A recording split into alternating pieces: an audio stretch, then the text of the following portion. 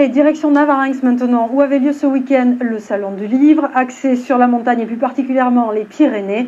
Iban Carpentier, Benoît Bracco.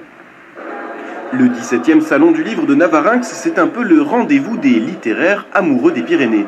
Un massif montagneux qui inspire ici le mythe antique de Pyrène, remis au goût du jour par un écrivain local. Il y a une grande sensibilité dans les Pyrénées, qu'on ne retrouve pas forcément différemment dans les autres massifs montagneux de France. Et il y a encore, pour moi, il y a encore quelque chose qui est présent, qui peut se ressentir. Il y a une âme qui est là.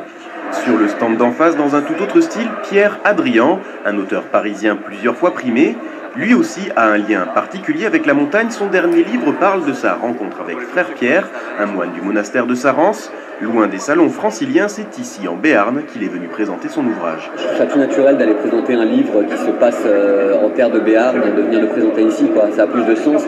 Et d'ailleurs, on est beaucoup sollicité, il y a un contact avec les gens qui est formidable, qui me disent « Ah mais on connaît Pierre, on connaît la vallée, c'est chouette la manière dont vous en parlez, j'ai retrouvé telle ambiance, telle atmosphère. » C'est l'une des particularités de ce petit salon du livre. La quarantaine d'auteurs présents sont variés, tant sur leur style littéraire que sur leur renommée. Tous les ans, nous cherchons à avoir une ou deux personnalités connues, qui sont des têtes d'affiche qui nous permettent de raccrocher les wagons à la locomotive.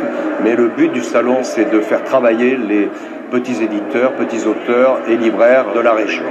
Jumelé avec la foire agricole de Navarinx, ce salon du livre est la preuve que la ruralité peut parfois se montrer très littéraire.